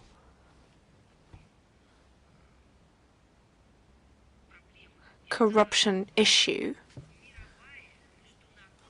This is a world scale, international mafia, criminalized, bloody, Hydra that is basically wrapped around the whole planet and is trying to pump out money from the pockets of taxpayers of the Western countries into the pockets of the representatives of their elites. They've come up with this global system, how to use these means, because it's not to wash them, because it's impossible to wash them, but just to pump them and to redistribute them in their own pockets, in their own corners and hiding spots. So this is a global mafia connected with corruption schemes around the world, with illegal markets of arms distribution. This horrible scheme that many years ago was worked out.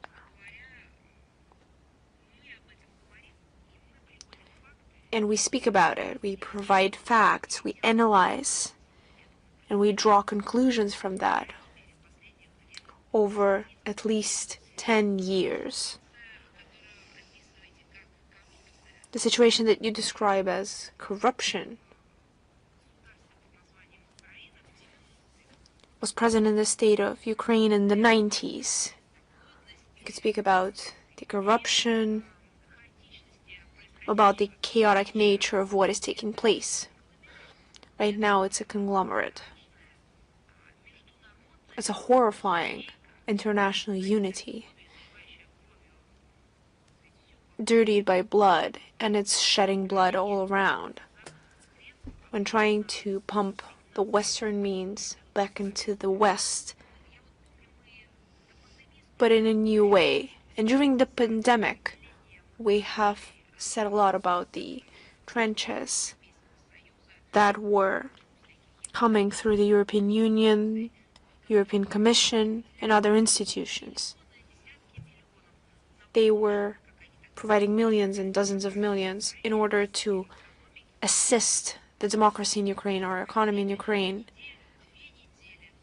You could start the clock that within a few weeks or a month, the representatives of Ukrainian elite start purchasing luxurious items, and this money in parallel return to the very same banks they came from, just two different accounts, private, corporate, and other kind. And then the situation followed up with extremism, terrorism, and illegal arms trade, so on and so forth. So I would like to warn all those describing this situation against the use of the simplified wording as just a corruption scandal. No, it's not just a corruption scandal. It's yet another cyst that has burst open against the backdrop of a dying body of Ukraine. And it's not due to the lack of hygiene, but due to the criminal activity on an international scale that the Kiev regime has been conducting as an element and the instrument in the hands of the Western elite. And the second question. The European Commission has adopted a decision to factically prohibit the issuing of multiple entry visas to the citizens of Russia. What will be Russia's response to this hostile move? I'd like to respond that it's yet another example of discrimination based on the nationality or the citizenship.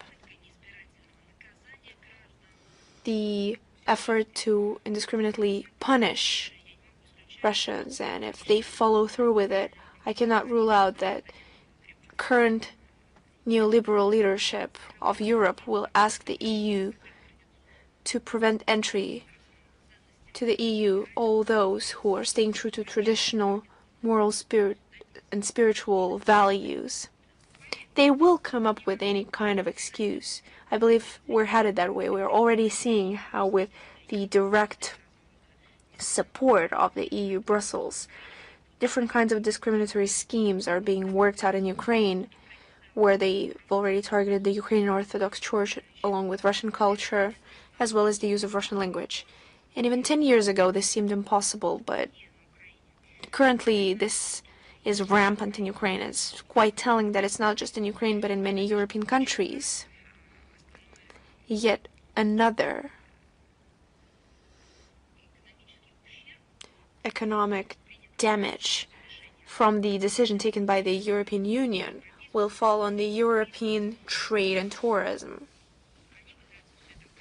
They try to excuse it all with some mystical Russian threat, but it crumbles under any criticism. And another act of shooting themselves in the foot. And as for the response measures, they will be made, they will be very much calibrated. But unlike the European Brussels, we try not, and we do not, segregate people into those who are following Nazism or not. We will take responsive measures, the kind of measures that respond to the interests of our country. But also that in line with the Russophobic rhetoric, that will be a measured response. Thank you. Is Almayadin with us? Yes. Good afternoon. We're always with you. The first question. The first train from Russia to the north-south transport corridor has arrived to Iran. Can it be said that Moscow has tried to trust more trustworthy partners? You see, I would like to focus on the positive and not the negative. We have repeatedly stated that the development of the international transport corridor north-south is one of the central topics of the regular Russian-Iranian context on different levels. And of course, they are undoubtedly our priority. And the importance to this infrastructure project was given in the contract on the comprehensive strategic partnership between our countries that entered into force on October 2nd, and the International Transport Corridor North-South was created based on the intergovernmental agreement between Russia, India, and Iran that was signed on September 12th, 2000. And I believe this rules out any speculations as for what partners that are deemed trustworthy or untrustworthy. That is just a powerful project that is being implemented for a long time that disposes the transferring of shipments through three routes: the western that comes through Azerbaijan and Iran, the eastern that comes through Kazakhstan, Turkmenistan, and Iran, and the maritime route, the Trans-Caspian route, that uses the main ports of the region. The corridor plays a key role in providing transport interconnectedness of Eurasia It allows to connect the north of the continent, including Russian ports in the Baltics and the Arctic, being the stable and effective route with large logistical points in the Persian Gulf and the Indian Ocean, with the Iranian Bandar Abbas or with Indian Mumbai. Our country considers any direction important and considers it important to establish constructive cooperation between all the participants of the project of International Transport Corridor North and South. And the important task remains the trial of the western and eastern routes in order to provide a seamless change of shipments. Together with our partners, we're doing everything we can in order to perfect the railway infrastructure, as well as eliminating administrative and technical barriers. As for the shipment transferring through the railway transportation from Russia to Iran, it has been working since 2014, since the eastern railway route of the International Transport Corridor North-South was opened. Since then, we have provided regular container service, provided tariffs, and have lowered the cost of shipments. And we see the interest of all sides in order to develop the corridor, in order to establish full-scale constructive cooperation. On November 10th, in the port of Aprin, not far from Tehran, the first railway train with shipment has arrived, and of course it has gained a lot of attention from the media. Thank you. Thank you so much. Is the news front with us? Yes, good afternoon, Madam Zakharova. We just have one question, if you allow.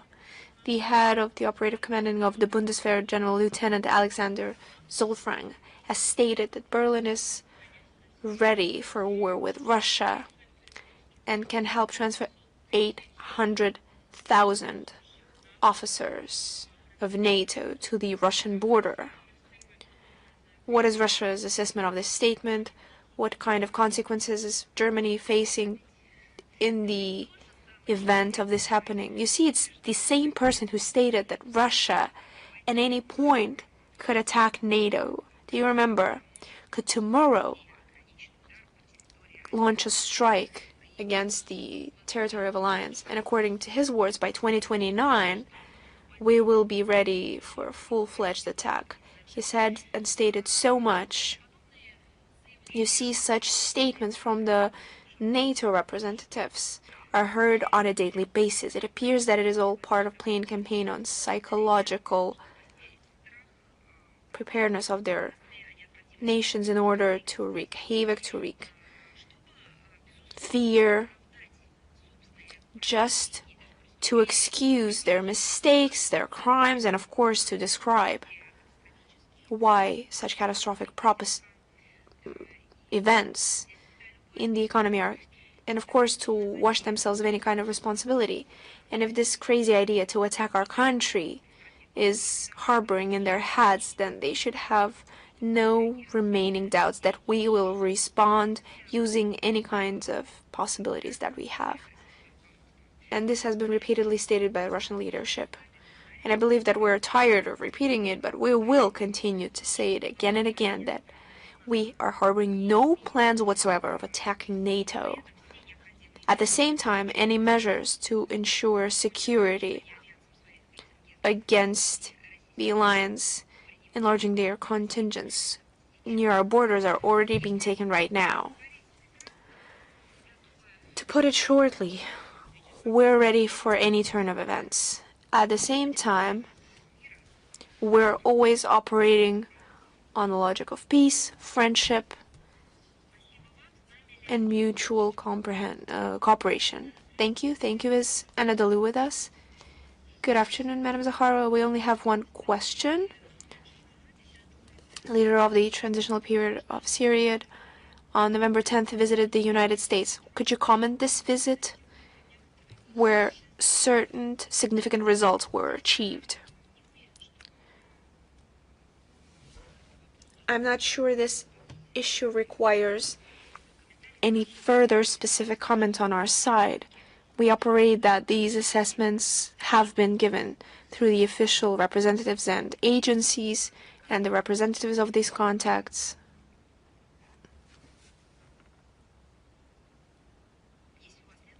If you have no further questions, then we're moving on.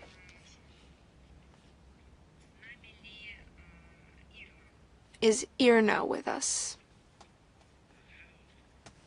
As you know, the International Conference of Governors of the Caspian Sea littoral states will be held in Iran next week. At what level will Russia participate in this meeting? And in general, what is Moscow's view on the importance of developing cooperation between the Caspian Sea littoral states?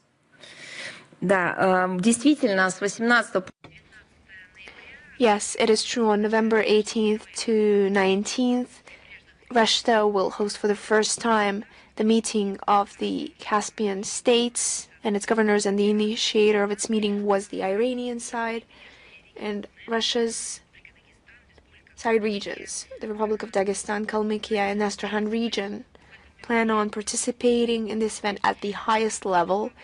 It is planned that heads of regions will consider a wide range of issues of cooperation, including the economy, investments, transit, logistics, the investment of the international transport corridors, north and south, that I've spoken a lot about today, as well as the ecology, the environment protection of the Caspian Sea. And we believe that this meeting highlights the exceptional responsibility of the Caspian states, including the state of affairs in the Caspian Sea, responds to the demand for solving tasks due to the development of the region in its growing role in the region, as well as forming new architecture of indivisible security. We wish all kinds of success in the development and the best results to this conference.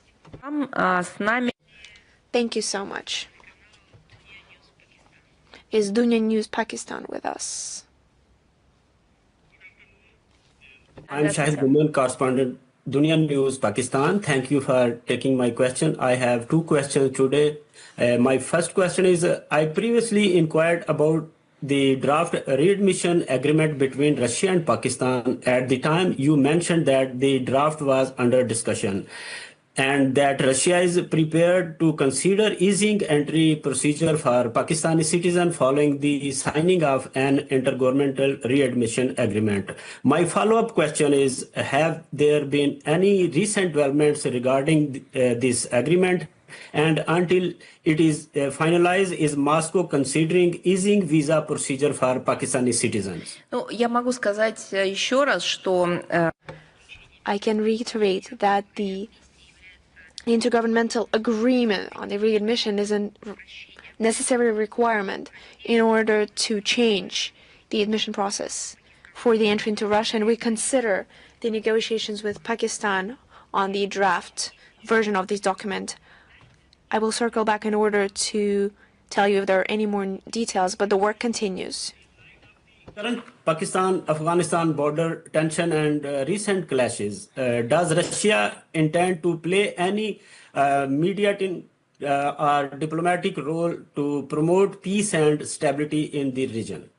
напряженность у The tension in the Afghano-Pakistani relations remains a point of concern not just for Russia, but due to statements from international capitals of the international community as a whole. Together with our partners, we call on Kabul and Islamabad to solve any disagreements through diplomatic means. As you know, Russia is always ready to contribute to peace if there is such need for the conflicting sides. We have such kind of experience and we're ready to assist. Дальше с нами Лего.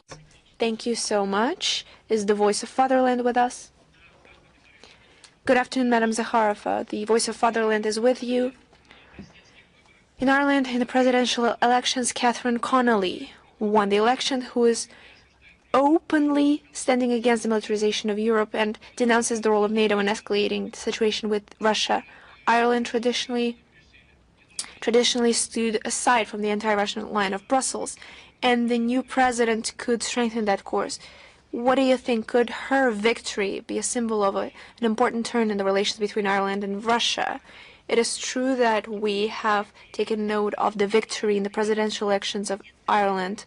The representative of the left party, Catherine Connolly, who has taken the office on November 11th, and it's quite important that according to her campaign statements, she's staying true to more balanced approaches when it comes to relevant international foreign policy issue.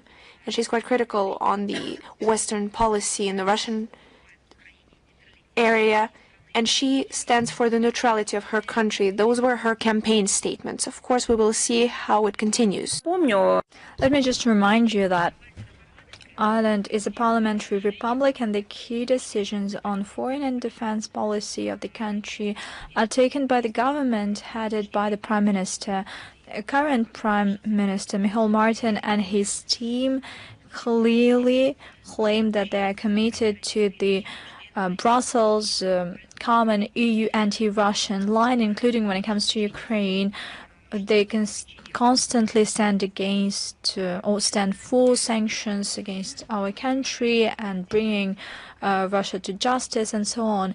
The ruling right-center coalition basically opted to erode this constitutional ban on the state's participation in military conflicts, and this could dismantle the military neutral status of this country. In any case, we will judge not by words but by deeds. And at the same time, let me remind you that Moscow has always stood for a meaningful dialogue and win-win cooperation with all the responsible members of the international community, provided they respect and take into account Russian national interests.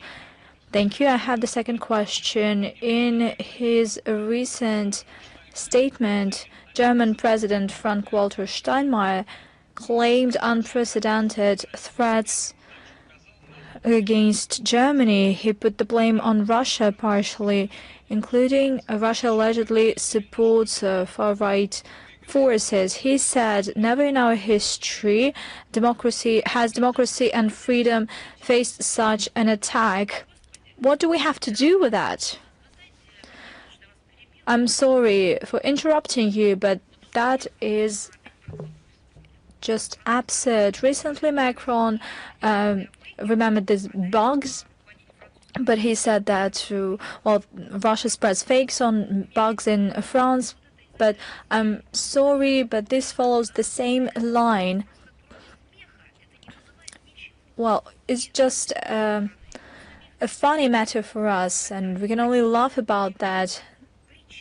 And the people in France and Germany see who is the reason behind their problems. They want to solve these problems. They don't want to listen to this mantra that Russia allegedly is to blame. They understand that they have these problems historically, or that they have some historical context and pretext, that these problems have just become more urgent, that there are no decent people among their government or the ruling parties that could offer a way out of these problematic situations. The people in the government are so illiterate and ineffective that they make the situation even worse. Inventing this and putting all the blame on Russia is just a dead-end street. You remember how many years they've been saying that Russia could not be considered a democratic country because allegedly, it has the signs of censorship, or there is no freedom of media. But take a look at what is happening. Yesterday, the BBC said sorry to the US president that it censored his statement that looked like an opposite position to his position. And these took a scandal and an investigation. After the visit of Donald Trump to London, take a look at what is happening in the Italian media outlets. They got answers to their questions, but they do not publish these answers. They make censorship, and they say they don't have space for this interview. They want to present something that is at odds with the actual interview, an interview with the Russian foreign minister. Such examples abound. There are problems, there are crimes against journalists, and to my deep regret, there are even killings of journalists, and this happens in all countries. But only our country and, well, several other countries are a source of concern to the international community. Well, actually, it's not an international community, it's the Western community. They just meticulously scrutinize the investigation, and they chastise this investigation, and they follow all these problems and draw inconsistent conclusions. What about their countries? How many crimes have they committed regarding their own journalists? There were a lot of cases in point. They arrested them, they beaten them, they killed them due to various reasons. There were criminal cases, there were political cases as well. Reasons were different, and so what? They have never drawn any kind of conclusions regarding themselves as compared to what they did with regard to Russia. These are not double standards. This is lacking standards. And in Germany, it is becoming good manners to claim that all the mistakes and all the blunders of the government were made because of Russia or because of China. Sometimes it's more China and less Russia, as they see fit, in order to distract the voters from dire problems, stagnating economy, the stagnating industry, and migration crisis. Let's take a look at that. Western countries experience problems with the economy because they introduced sanctions since 2014, and their markets suffered enormous losses due to countermeasures. They were the ones to introduce sanctions. They were not the ones who did it. As for the industry that is going bankrupt, how long do you need to use this ideology of rather degrading ideas? How long will you need to put it above ethics and science and ignore reality? Of course, you will see a stagnation in the industry. As for the migration crisis, well, who triggered this crisis? Where did this migrant come from? Who introduced their order in the Middle East, in Africa? They shut down the coalitions. Well, at that time, the German government was wise enough not to join the U.S. coalition, but after that, the following leadership of Germany lost these qualities. How long have they supported Anglo-Saxon decisions aimed at ousting the regime, which led to the change of the regimes and the revolutions, endless destabilization in the Middle East and North Africa? This resulted in an enormous influx of migrants. They had crossed the Mediterranean, and they went to Germany, to France, using Turkey and other countries. Who is to blame for that, rather than countries who believe that they could install their order in other countries?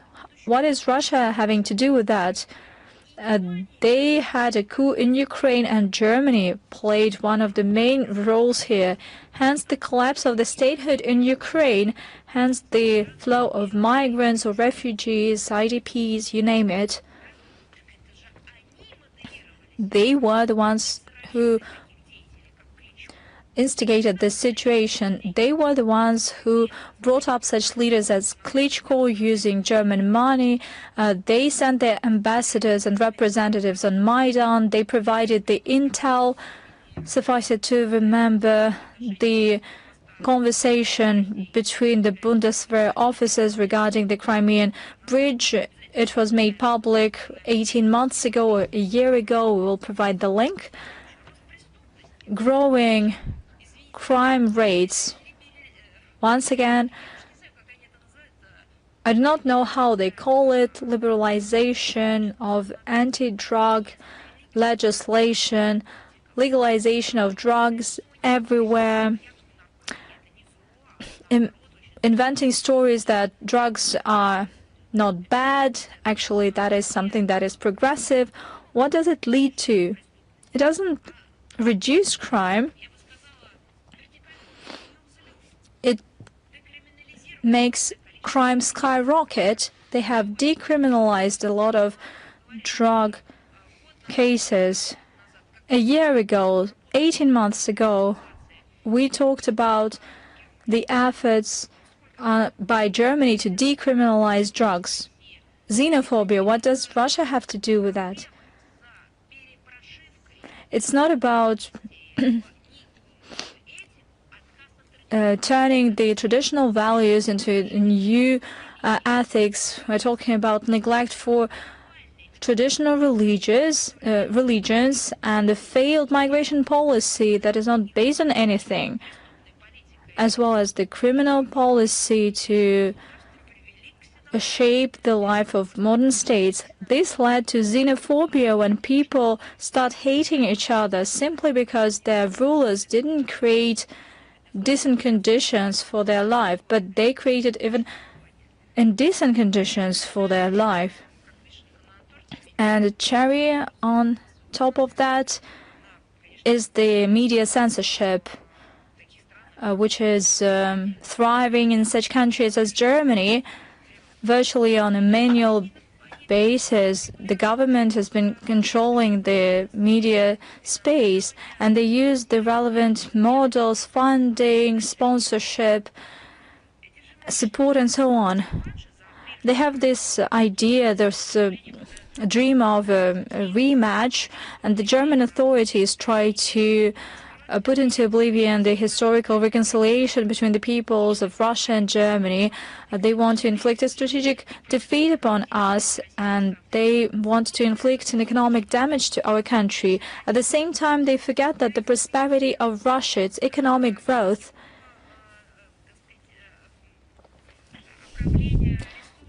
and providing resources, trade, cooperation, this has always benefited the Western Europe, and it has all been put into oblivion by their establishment. They fear the looming Russian threat, and they have unfolded this aggressive Russophobic campaign, as well as the militarization of the country. It is well known from the history how it all ended up in the past, and the officials in Berlin should have a long-drawn, painful but useful and necessary lessons. But that is only possible in one case, when there is still common sense and sobriety.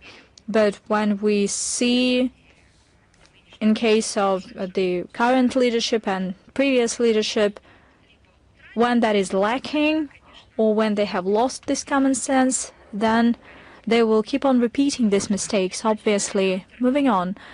After E, are you here with us? Hello. Well, thanks a lot, Madam Zakharova. Hello, Ruslan Pankratov. After E, first of all, let me thank you for the very bright statement at the 5th International Forum that you made yesterday. We discussed it a lot, and we quoted you a lot. We have 3 questions today. Today, the behavior of the Baltic states shows that they depend on the U.S. policy. Is it possible to resume any diplomatic sovereignty with them? Has there been any official response from Riga regarding this forced deportation of our compatriots? You know that the Baltic regimes continue to consistently pursue the aggressive policy against Russia. There was a set of hostile steps by Latvia, Lithuania, and Estonia. State dialogue has been halted, as well as state interaction. Our diplomatic relations have been decreased, and we have reduced the number of diplomats. As of now, there's been no resumption of dialogue. Vilnius, Riga, and Tallinn have been consistently implementing the policy of forced de-Russification of public space and educational space. They've been encouraging neo-Nazism. Unfortunately, the current geopolitical context allows the Baltic nationalists to use the mentorship of Western sponsors to feel that they are immune. In Latvia, once they adopted migration amendments, some 3,000 Russian citizens had to flee the country. Part of Russians are still under the threat of deportation. Some of them are elderly people. They have problems with health, and certainly this is a barbaric attitude that is condemned by the whole civilized humanity. We will use the whole toolbox at our disposal in order to raise awareness about this dire problem of our compatriots in Latvia. Thank you. I have the second question. What is the response of the Foreign Ministry on introducing 500% tariffs on import from countries that buy Russian energy? Well, you know, from the economic standpoint, imposing 500% tariffs on goods from third countries that buy Russian oil and gas, well, is something that is absurd, and that is similar to completely halting trade relations with countries, because Russian energy is supplied to dozens of countries all around the world, including Europe, Asia Pacific, China, India, among other things. And it is not possible to replace such volume of oil and natural gas, given the processes of digitalization that require even more power and energy. This task is becoming even harder or even impossible. Experts understand it full well. Those who call to introduce such, well, not tariffs, but some barriers and blocks, possibly do not realize the negative repercussions for the U.S. as well as for the global economy. Such step would be a flagrant violation of the rules of the international trade law. I don't think that such threats that just look like populist Russophobic mottos will have any impact on the trade and economic policy of our key partners. They are guided on us, well, in their foreign policy, just like Russia. They are guided by their own national interests. They're not guided by the statements and possible actions by third countries, especially when this is made in such a way. Thank you. By way of concluding, how does Russia intend to use the growing clout of BRICS in order to create alternative financial mechanisms and payment systems that would allow member states to decrease their dependence on Western financial institutions? We'll provide you a detailed reply, and we will publish it on our website, because we want to take historic perspective on that. We want to make reference to all the historical cases and provide you detailed information. We will definitely do that. Thank you so much. If you have no further questions, goodbye. I wish you all the best, and see you next time.